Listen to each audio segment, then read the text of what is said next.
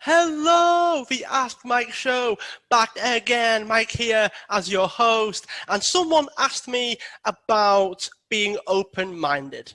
Someone asked me about how can I be more open-minded? I feel like the only ideas I really take in are my own, and I don't know how I can be more open-minded to other people's ideas and different ways of doing things. And one of the initial thoughts around this is you've got to not be so controlling, or you've got to not be so confident in your own ideas.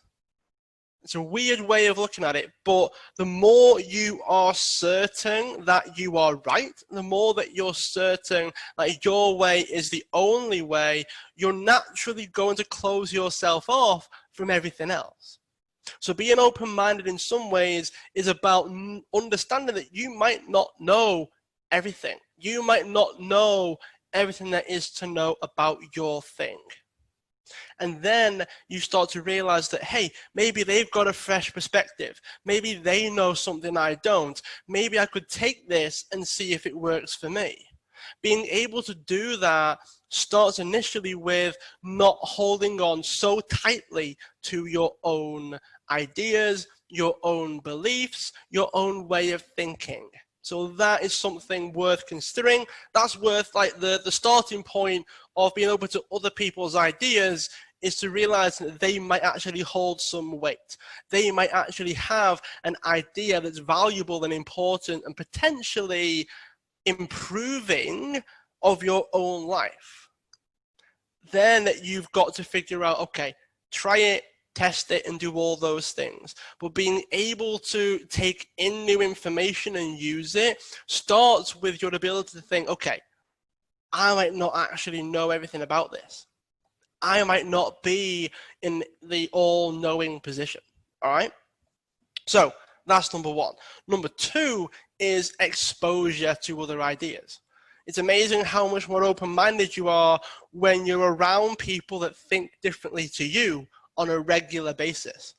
So if you're around people that all think the same thing, you've all got the same ideas, you all think the right thing is the right thing and that's the only thing that you need to know, you're going to find it difficult to find anything that contradicts that, anything that holds any weight at all that is different to the way you or anyone that you surround yourself with thinks.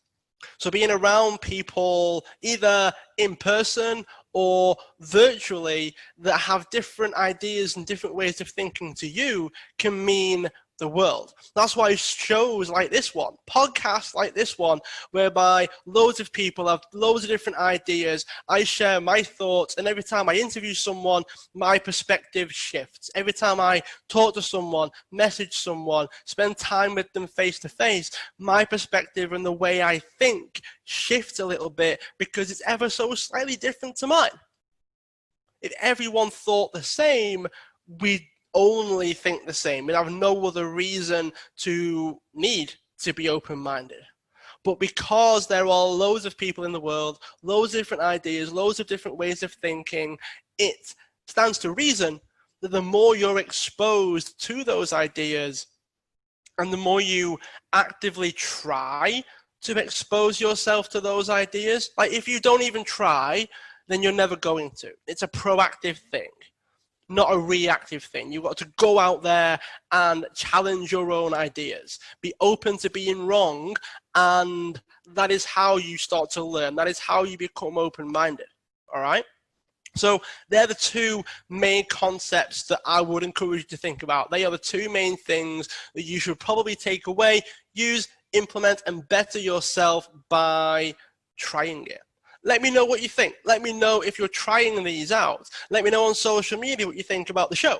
I love getting the feedback. I love the reviews. So leave a review on wherever you're checking out the show to let me know what you think.